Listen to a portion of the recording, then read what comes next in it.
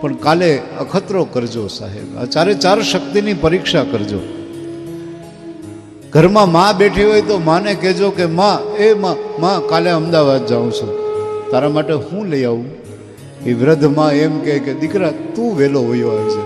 બા હાડલો લઈ આવું તો કે હવે હાડલા પહેરીને મારે ક્યાં જવું, તું વહેલો વયો આવજે.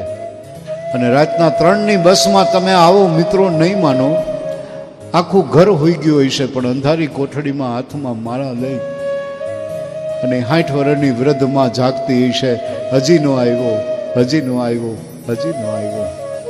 આ માં. તમે બેનને પૂછો કે બેન તારે શું જોઈએ છે? બેન એમ કે કાંઈ નહીં. પણ બહુ હઠાગ્રહ કરો કે નહીં બેન કાંઈક તો લે, કાંઈક તો લે, કાંઈક તો લે.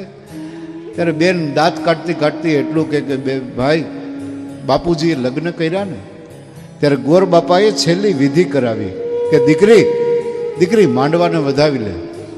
ત્યારે દીકરી માંડવો વધાવે છે ને જોઈને નથી વધાવતી, ઊંધા હાથે દીકરી માંડવા વધાવે છે. શું કામ?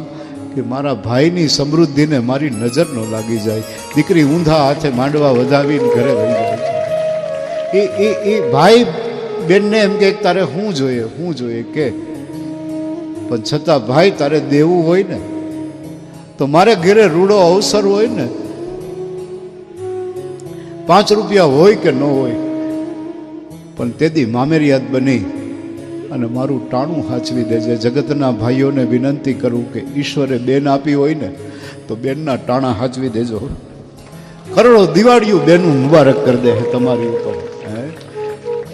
તમે પત્નીને પૂછો કે તારે શું જોઈએ છે તો પત્ની એમ કહે કે તે શેથામાં સિંદૂર પહેર્યું ત્યારે ગંગા મૈયા પાસે માગી લીધું. શું માગી લીધું? કે જબ તક ગંગા મૈયા તુજ મેં પાની રહે, મેરે સजना તેરી જિંદગાની રહે.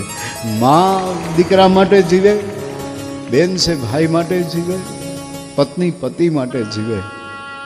અને હવે દીકરીને પૂછો કે દીકરી તારે શું જોઈએ? બાપનો શ્વાસ છે દીકરી અને દીકરીનો વિશ્વાસ છે બાપ.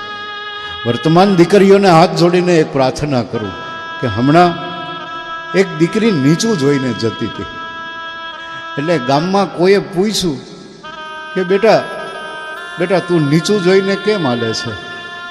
આપણા દેશની દીકરીએ જવાબ આપ્યો કે હું નીચું જોઈને હાલું છું ને એટલે મારો બાપ અને મારો ભાઈ ઊંચું જોઈને હાલે છે. દીકરીઓ, તમને મારી પ્રાર્થના છે,